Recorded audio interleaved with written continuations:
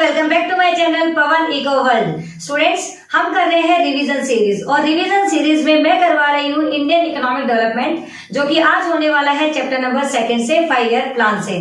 सो बिना देरी से स्टार्ट करते हैं आज के कंसेप्ट को। तो देखिए बेटा, हम जो चैप्टर नंबर 2 कर रहे हैं वो थोड़ा सा बेस करता है चैप्टर नंबर 1 पे। कैसे? मैं इस पूरे चैप्टर को वन शॉट रिवीजन में आपको समझाऊंगी, तो बड़े ही ध्यान से इसे सुनना है ताकि आपके जो बोर्ड एग्जाम्स हो रहे हैं उसमें ये आपके लिए हेल्पफुल रहे। तो जो चैप्टर नंबर 2 है वो बेस करता है चैप्टर नंबर 1 पे। कैसे? हमने चैप्टर नंबर 1 में क्या पढ़ा कि हमारी इकोनॉमी जो है वो बहुत ही कॉलोनियल पीरियड के अंदर रह के आई थी। लगभग 200 ईयर 200 साल तक हम अंग्रेजों के कैद में रहे थे, या फिर अंग्रेजों ने हमें एक्सप्लॉइट किया था। अब एक्सप्लॉइटेशन के बाद जब हमारी इकोनॉमी आजाद हुई तो उसकी कंडीशन बहुत ही खराब थी। कंडीशन खराब होने का मतलब ये है कि जब एक इंसान बीमार होता है और जब वो रिकवर करके आता है, मतलब थोड़ा ठीक होता है, तो उसमें वीकनेस होती है। सेम हमारी इकोनॉमी के अंदर वही प्रॉब्लम थी। हमारी इकोनॉमी के अंदर स्टैग्नेंट इकोनॉमी थी, बैकवर्ड इकोनॉमी थी। एक तरीके से अगर मैं कहूं तो इकोनॉमी के अंदर ना तो पर कैपिटा इनकम के थ्रू कोई ग्रोथ हो रही थी, ना इकोनॉमी की जो जीडीपी है वो ग्रोथ कर रही थी। जितने भी सेक्टर्स थे हमारे, प्राइमरी, सेकेंडरी, टर्सरी, प्राइमरी के अंदर लो प्रोडक्टिविटी थी, सेकेंडरी सेक्टर के अंदर जो हैंडीक्राफ्ट था वो खत्म हो चुका था, टर्सरी के अंदर कोई खासी सर्विसेज नहीं थी। इन शॉर्ट कंक्लूजन में अगर मैं बोलूं तो जो हमारी इकोनॉमी थी वो बिल्कुल बीमार इकोनॉमी थी। अब उस बीमार इकोनॉमी को ठीक करने के लिए जरूरत पड़ी कि कुछ ऐसा किया जाए इकोनॉमी के अंदर जिससे इकोनॉमी दोबारा से नीचे से ऊपर की तरफ जा सके। कहने का मतलब है इकोनॉमी को बूस्टअप करने के लिए हमें किसी प्लान की, प्रोग्राम की या कुछ ऐसे रिफॉर्म्स करने थे जो इकोनॉमी को धक्का मार सके, आगे की तरफ वाइब्रेंट इकोनॉमी में कन्वर्ट कर सके। उसी के लिए कौन सा जो कंसेप्ट आया, 5 ईयर प्लान, जिसे हम प्लानिंग कमीशन भी बोलते हैं। प्लानिंग कमीशन जो है वो 1950 के अंदर आया था। 1950 के अंदर जो, अगर मैं बोलूं, प्लानिंग कमीशन के जो आर्किटेक्ट हैं वो थे पीसी महालनोबिस। मतलब इन्होंने जो प्लानिंग कमीशन है उसका पूरा जो स्ट्रक्चर था वो हमें दिया। प्लानिंग कमीशन ने बताया कि किस तरीके से जो हमारे देश की प्रायोरिटीज है, फॉर एग्जांपल एक ले लेती हूँ, देश के अंदर गरीबी है, पॉवर्टी है, तो अब सबसे पहली प्रायोरिटी क्या होगी कि गरीबी को दूर किया जाए। तो प्लानिंग कमीशन ने क्या किया कि 5 ईयर प्लान जो था उसमें 5th 5 ईयर प्लान के अंदर सबसे पहले क्या किया, गरीबी को दूर हटाया। उसी तरीके से मान लेते हैं कि आज हमारी इकोनॉमी में अनएम्प्लॉयमेंट क्राइसिस सबसे ज्यादा है, तो हमारा सबसे पहला काम क्या होगा कि अनएम्प्लॉयमेंट क्राइसिस को हटाया जाए। तो प्लानिंग कमीशन ने सबसे पहले ये ध्यान रखा कि 5 ईयर प्लान बनाया तो जो देश की प्रायोरिटी से किस तरीके से रिसोर्सेस को एलोकेट किया जाए, बांटा जाए, उसी चीज के ऊपर ज्यादा फोकस किया। और यही था हमारा क्या, प्लानिंग कमीशन। आई थिंक आपको प्लानिंग कमीशन क्यों आया, किस लिए आया और कब आया, ये चीजें समझ आ गई होंगी और ये प्लानिंग कमीशन किसकी देन है। अब स्टार्ट करते हैं डेफिनेशन के थ्रू। अगर आ जाती है तो आप किस तरीके से उसे लिखेंगे। तो देखिए बेटा, सबसे पहले अगर मैं कहूं economic planning, economic planning refers to a system under which a central authority sets a set of target. Set of क्या करता है, targets, and specify a set of programs. देखिए क्या कहता है, प्लानिंग कमीशन का मतलब है एक ऐसा सिस्टम जो कि सेंट्रल अथॉरिटी सेट करती है। सेंट्रल अथॉरिटी सेट करेगी उसे, उसमें कुछ टारगेट बनाए जाएंगे, कुछ स्पेशल प्रोग्राम बनाए जाएंगे, कुछ पॉलिसी लगाई जाएंगी उनको अचीव करने के लिए जो भी टारगेट हमने सेट किए थे, और एक स्पेसिफाइड टाइम पीरियड होगा। कहने का मतलब ये है कि प्लानिंग कमीशन के अंदर कुछ प्रोग्राम दिए गए, कुछ टारगेट सेट किए गए, उनको पूरा करने के लिए कुछ पॉलिसी बनाई गई और एक टाइम पीरियड दिया गया कि ये काम इतने टाइम पीरियड के अंदर हो जाना चाहिए। इसे ही बोला गया प्लानिंग कमीशन। प्लानिंग कमीशन मैंने बताया आपको जो दिया था वो पीसी महालनोबिस ने दिया था, 1950 के अंदर दिया था, बट जनवरी 2015 के अंदर यही चीज किसमें कन्वर्ट हो गई, नीति आयोग के अंदर। अब प्लानिंग कमीशन नहीं है, ये रिप्लेस हो चुका है नीति आयोग के अंदर, जो कि 2015 जनवरी में हुआ था। अब नीति आयोग जो है वो इंडिया के अंदर जितने भी प्रॉब्लम है, जितने भी हमारे जो इश्यूज हैं उनको सोल्व आउट करने का काम करता है। पहले यही काम प्लानिंग कमीशन करता था with the help of 5 year plan. अब देखिए बात कर लेते हैं आगे कि ये है क्या। तो मैंने बता दिया कि हमारे जो नेशनल प्रायोरिटीज है, अब नेशनल प्रायोरिटीज मैं समझा चुकी हूँ आपको, जो हमारे देश के लिए सबसे जरूरी है हम उसको पहले करेंगे, फिर उसके बाद थोड़ा सा दूसरा जिसकी जरूरत होगी हम उसी पे फोकस करेंगे। मान लेते हैं प्राइमरी, सेकेंडरी और टर्सरी। अगर हमारा प्राइमरी सेक्टर ठीक है और हमारा सेकेंडरी सेक्टर ठीक है तो आज देश की मेन प्रायोरिटी क्या होगी, टर्सरी सेक्टर को ठीक करना। अगेन मान लेते हैं कि टर्सरी सेक्टर ठीक है तो हमारी जो प्रायोरिटी होगी वो इन दोनों सेक्टर्स को बूस्टअप करना होगी। तो ये होती है नेशनल प्रायोरिटीज। आप अपने घर के एग्जांपल से भी ले सकते हैं कि आप घर में 10,000 रुपए इनकम कमाते हो तो आपकी मेन प्रायोरिटी क्या होगी, आपके बच्चों को पढ़ाना। तो पढ़ाने पे पहले इनकम आप खर्च करेंगे, उसके बाद बाकी के काम करेंगे। तो प्रायोरिटीज का मतलब है जो आपके लिए सबसे ज्यादा जरूरी है। तो प्लानिंग कमीशन ने भी यही ध्यान दिया कि देश के लिए जो सबसे ज्यादा जरूरी है सबसे पहले फोकस उसके ऊपर किया। अब देखिए उसी के अंदर आया कुछ प्लान्स, क्योंकि मैंने बोला 5 ईयर प्लान्स। तो प्लान्स क्या थी, a plan lay down how the limited resources. Economy में क्या है, लिमिटेड रिसोर्सेज, और हमारी ख्वाहिशें कैसी है, अनलिमिटेड। मतलब हमारी जो इच्छाएं हैं वो अनलिमिटेड हैं। तो limited resources of an economy should be put to use to achieve precise objective within the specified period of time। कहते हैं कुछ प्लान बनाए गए, उन प्लान्स को हमने पूरी तरीके से रिसोर्सेज को सही तरीके से किस तरीके से एलोकेट करना है, डिस्ट्रीब्यूट करना है एक स्पेसिफाइड टाइम के अंदर, उस प्लान्स के अंदर ये सब चीजें बताई गई। अब टोटल अगर मैं आपसे बात करूं कि पूरा इसमें है क्या, तो हमारी इकोनॉमी को ग्रोथ करवाने के लिए प्लानिंग कमीशन आया जो कि 1950 के अंदर सेटअप हुआ था, बट 1951 के अंदर हमारा पहला 5 ईयर प्लान आया जो कि 1956 तक चला था। आता है हमारा topic number 2, types of economy. Types of economy के अंदर बेसिकली बेटा 3 टाइप की इकोनॉमी होती है, कैपिटलिस्ट इकोनॉमी, सोशलिज्म इकोनॉमी जिसे हम सोशलिस्ट इकोनॉमी भी बोलते हैं, और मिक्स इकोनॉमी। कैपिटलिस्ट इकोनॉमी पूंजीवादी अर्थव्यवस्था, फ्री इकोनॉमी और प्राइवेट इंडिविजुअल की इकोनॉमी, ये सारी इकोनॉमीज ऐसी इकोनॉमी होती हैं जिनका काम होता है रिचर सेक्शन का। मतलब रिचर सेक्शन इसमें आएगा, प्रॉफिट मोटिव होंगी, जितने भी इकोनॉमिक इश्यूज हैं, जितने भी what to produce, how to produce, for whom to produce. देखिए बेटा हर इकोनॉमी, चाहे वो अमेरिका जैसी स्ट्रॉन्ग इकोनॉमी हो, इंडिया जैसी डेवलपिंग इकोनॉमी हो, या पाकिस्तान जैसी जो बिल्कुल ही गई गुजरी खत्म होने वाली इकोनॉमी हो, किसी भी टाइप की इकोनॉमी हो, उनके सामने सेंटर प्रॉब्लम्स आती हैं। सेंटर प्रॉब्लम्स कौन सी होती हैं, जिस तरीके से हमारे लिए बेसिक नीड्स होती है रोटी, कपड़ा, मकान, फूड, शेल्टर, क्लोथिंग, उसी तरीके से हर इकोनॉमी के लिए 3 सेंटर प्रॉब्लम्स हैं। कौन कौन सी, सबसे पहले व्हाट टू प्रोड्यूस, क्या है, व्हाट टू प्रोड्यूस की प्रोडक्शन क्या किया जाए। Number 2 how to produce, second क्या है हमारे पास में, how to produce, and number 3 क्या है हमारे पास में, for whom to produce, whom to produce. अब देखिए बेटा ये जितने भी हैं इन तीनों प्रॉब्लम्स क्या है, सेंटर प्रॉब्लम्स है। मतलब व्हाट टू प्रोड्यूस एक ऐसी प्रॉब्लम है जो सभी के सामने आए कि हमें प्रोडक्शन किनका करना चाहिए, कंज्यूमर गुड्स का या कैपिटल गुड्स का।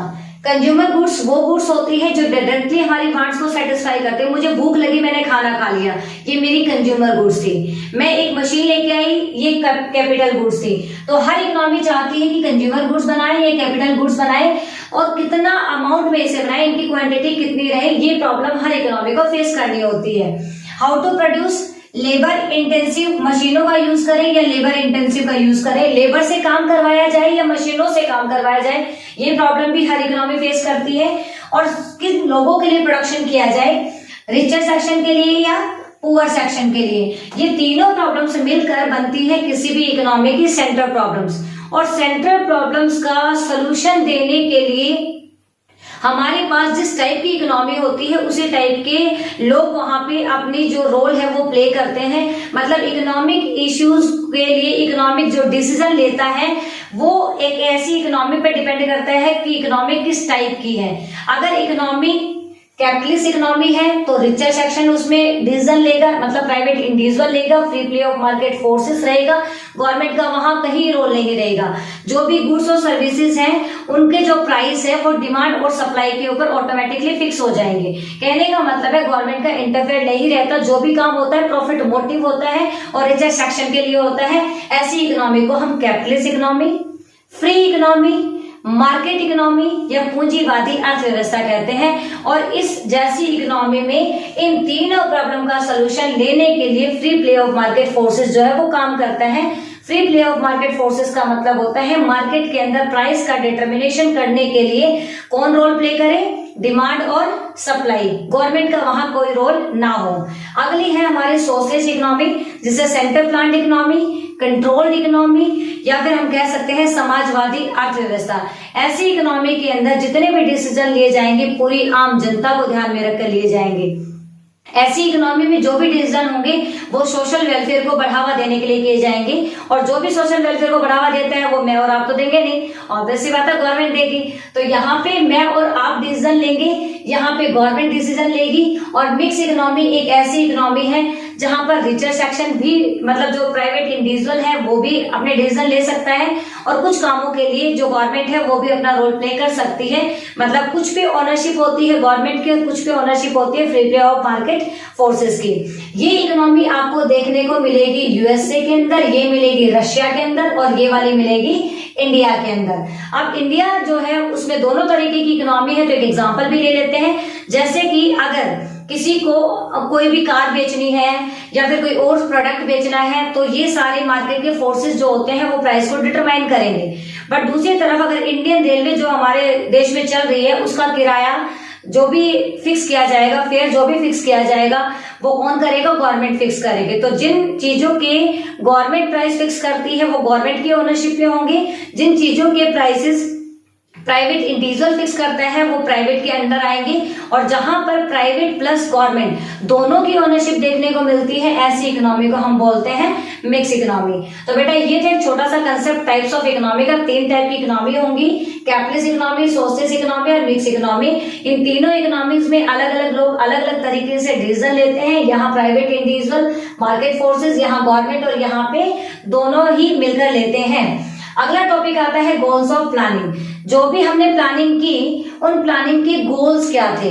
भाई हमने जो प्लानिंग की थी वो मैंने बताया था क्यों स्टार्ट की थी, क्योंकि इंडियन इकोनॉमी बिल्कुल बंद चल पड़ी थी, मतलब बिल्कुल बीमार इकोनॉमी थी, उसको ठीक करना था, रिकवर करना था।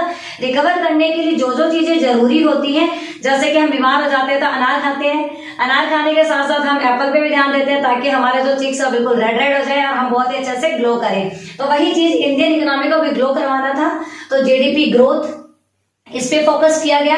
क्यों? क्योंकि जीडीपी ग्रोथ होगी तो जो टोटल प्रोडक्शन है इकोनॉमी का वो इंक्रीज होगा।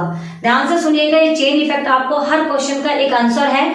जीडीपी ग्रोथ होगी तो टोटल प्रोडक्शन बढ़ेगा, टोटल प्रोडक्शन बढ़ेगा तो एम्प्लॉयमेंट अपॉर्चुनिटीज जनरेट होंगी, एम्प्लॉयमेंट अपॉर्चुनिटीज जनरेट होगी तो एग्रीगेट डिमांड बढ़ेगी, एग्रीगेट डिमांड बढ़ेगी तो फिर इन्वेस्टमेंट बढ़ेंगी और धीरे धीरे फिर इनकम बढ़ेगी और जीडीपी में कंट्रीब्यूशन होगा। और ये चेन इफेक्ट जो है वो कंटिन्यूटी में चलता रहेगा। तो प्लानिंग जो हमने की उसके गोल्स में सबसे पहला जो गोल रखा गया वो क्या था, जीडीपी ग्रोथ का। अब जीडीपी ग्रोथ के बाद में जो दूसरा था वो था मॉडर्नाइजेशन। हमारी इकोनॉमी जो है वो बिल्कुल भी मॉडर्न नहीं थी, हम सारी चीजें ट्रेडिशनल तरीके से कर रहे थे। अगर खेती बाड़ी हो रही थी तो भी ट्रेडिशनल तरीके से, अगर जो सेकेंडरी गुड्स थे जैसे कि हैंडीक्राफ्ट वगैरह वो भी सब हम हाथों से कर रहे थे। तो यहाँ पे मॉडर्नाइजेशन नहीं था, तो जो 5 ईयर प्लान बनाए गए उसमें रखा गया कि मॉडर्न इंडस्ट्रीज आनी चाहिए, इकोनॉमी जो है मॉडर्नाइज होनी चाहिए, क्योंकि मॉडर्नाइज नहीं होगी तो ऐसा नहीं है कि इकोनॉमी जो है वो ग्रोथ नहीं कर पाएगी। क्योंकि जो कहते हैं ना कि इकोनॉमी डायनामिक होनी चाहिए, हर जगह पे चेंजेस, इंसानों में भी चेंजेस आती हैं तो इकोनॉमी में भी चेंजेस आने चाहिए। परंपरागत तरीके से की गई चीज, ट्रेडिशनल तरीके से की गई चीज इतनी ज्यादा मतलब अच्छी बहुत होती है वो, बट उसके अंदर एक तरीके से प्रॉफिट बहुत कम होता है और हमें तो प्रॉफिट के पैसे की बहुत ही अच्छी वाली जरूरत थी। तो सेकंड जो है वो गोल क्या रखा गया, मॉडर्नाइजेशन। थर्ड रखा गया सेल्फ रिलायंस और सेल्फ सफिशिएंसी। दोनों में छोटा सा डिफरेंस है। सेल्फ रिलायंस का मतलब होता है खुद के ऊपर विश्वास रखना और सेल्फ सफिशिएंसी का मतलब होता है खुद की पूर्ति खुद करना। दोनों को मैंने हिंदी मतलब समझाया। सेल्फ रिलायंस खुद पे विश्वास रखना, और सेल्फ सफिशिएंसी, खुद की पूर्ति करना। अब मतलब क्या था इनका, इंडिया जो है वो जितने भी फूड ग्रेन्स थे वो अमेरिका से क्या करते थे, इंपोर्ट करते थे। मतलब हमारे यहाँ लो प्रोडक्टिविटी थी। लो प्रोडक्टिविटी मतलब एग्रीकल्चर के अंदर जो भी हम प्रोडक्शन करते थे वो बहुत थोड़ा था, ना के बराबर था, जो पूरे देश के लिए सफिशिएंट नहीं था। अब हम क्या करते थे, अमेरिका से मांगते थे। 1965 में इंडिया की और पाकिस्तान की लड़ाई हो रही थी, और उस लड़ाई के दौरान जो अमेरिका था उसने कहा था कि अगर आपने पाकिस्तान के साथ लड़ाई बंद नहीं की और हमारी नहीं मानी तो हम आपको फूड ग्रेन्स नहीं देंगे। अब हमारे सामने क्या प्रॉब्लम थी, अगर वो फूड ग्रेन नहीं देंगे तो हम भूखे मर जाएंगे, भूखे मर जाएंगे तो इकोनॉमी जो है, जो थोड़ी सी ट्रैक पे आई है वो भी खत्म हो जाएगी। तो उस टाइम हमें एक धमकी दी गई। इस धमकी से हमने सोचा भाई धमकी आज तो ठीक है, आज के लिए तो हम फिर भी थोड़ा बहुत दब जाएंगे, बट आने वाले सालों के लिए अगर ये धमकी देता रहा तो हम फिर से गुलाम बन जाएंगे जैसे अंग्रेजों के बने। तो हमने क्या किया, सेल्फ रिलायंस और सेल्फ सफिशिएंसी। इसमें हम फाइनेंशियल रिसोर्सेज के लिए किसी पे डिपेंड नहीं करते थे, और इसमें हम डोमेस्टिक गुड्स के लिए किसी पे डिपेंड नहीं करते थे। हम फाइनेंशियल रिसोर्सेज हो या फूड ग्रेन्स हो, अब हमारे देश में ही इतना करते थे कि बफर स्टॉक रख लेते थे। आने वाले जितने भी ट्रेजेडी थी, सर्कमस्टांसेस थे, हम हमारे बफर स्टॉक से अनाज निकालते थे और गरीबों में बांट के और खुद के यहाँ पे यूज करके हम हमारा गुजारा कर सकते थे। हमने ये गोल रखा, मीन्स हमने ये गोल रखा कि अब हम किसी से मांगेंगे नहीं। इंडिया जो है वो सेल्फ सफिशिएंट रहेगा, खुद पे विश्वास करेगा, दूसरे के ऊपर विश्वास नहीं करेगा, क्योंकि विश्वास कभी भी तोड़ा जा सकता है।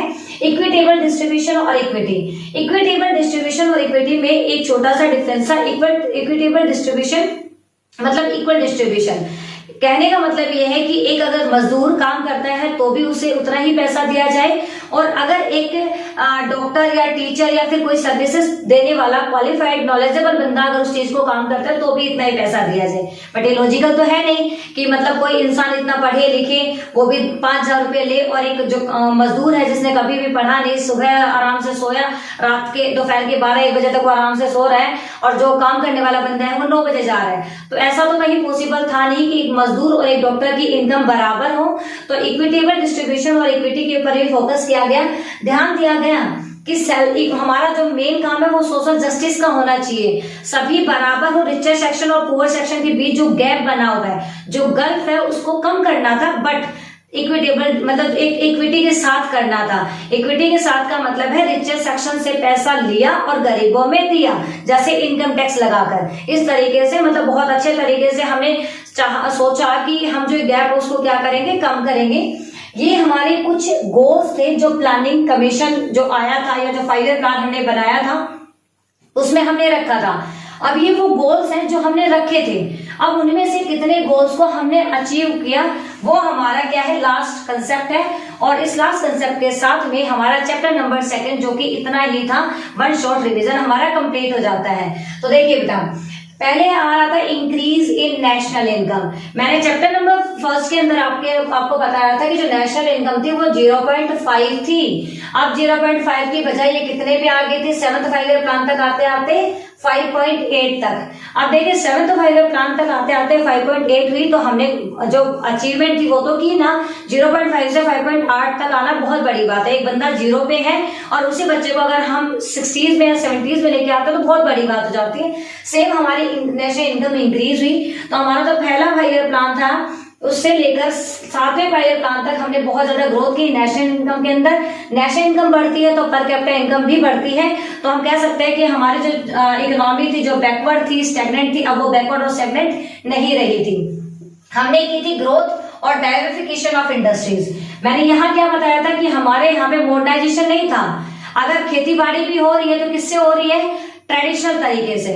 अगर कहीं भी कुछ सामान बन भी रहा है तो हाथों से बन रहा है, मशीनों से नहीं बन रहा है। तो यहाँ पे क्या किया गया कि जितने भी इंडस्ट्रीज थी उनमें ग्रोथ की गई। ग्रोथ के साथ में हमने ये देखा कि हमारे यहाँ पे ना तो बेसिक इंडस्ट्री थी, ना हमारे यहाँ पे कुछ हैवी इंडस्ट्री थी जैसे आयरन इंडस्ट्री, स्टील इंडस्ट्री। हमने धीरे धीरे टाइम के साथ नई बेसिक इंडस्ट्रीज, हैवी इंडस्ट्रीज की भी ग्रोथ करवाई। और ये सारी ग्रोथ किसकी देन थी, प्लानिंग कमीशन की, या फिर हम कह सकते हैं 5 ईयर प्लान्स की। तो हमने मॉडर्नाइजेशन और ग्रोथ वाला जो टॉपिक था वो भी यहाँ पे कवर अप किया। उसके बाद में इकोनॉमिक इंफ्रास्ट्रक्चर। बेटा हमारे पास में जो इंफ्रास्ट्रक्चर है बेसिकली 2 टाइप का होता है।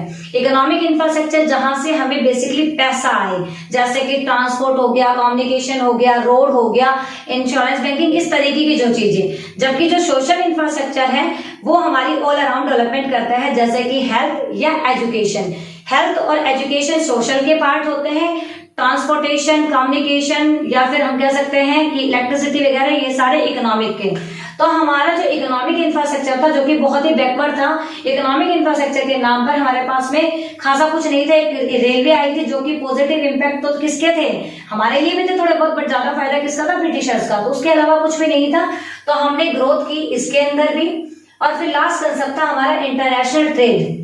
हमारा जो इंटरनेशनल ट्रेड था उसका वॉल्यूम बहुत ही कम था, मतलब हम दूसरे देशों से इंपोर्ट और एक्सपोर्ट बहुत कम करते थे, और करते थे तो इंपोर्ट करते थे, एक्सपोर्ट बहुत कम करते थे।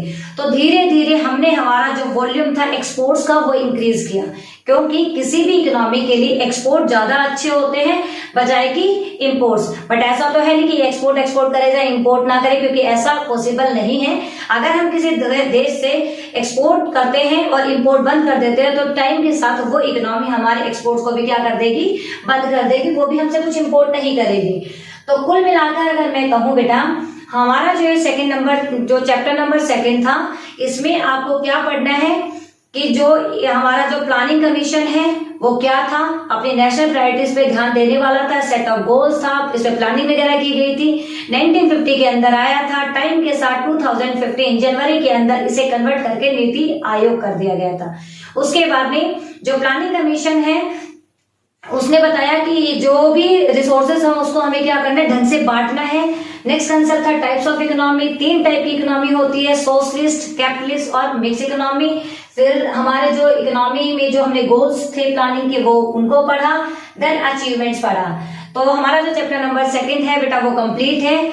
मैं चाहती हूँ कि आप धीरे धीरे हर चैप्टर को वन शॉट रिवीजन, चाहे मेरा पढ़े या किसी और से पढ़े, बट आप उसे पढ़ें और पढ़ने के बाद में अपने जो क्वेश्चंस हैं, जो कि इंपॉर्टेंट क्वेश्चंस आपको दिए जाते हैं, आप उन क्वेश्चंस को रोज करके देखें।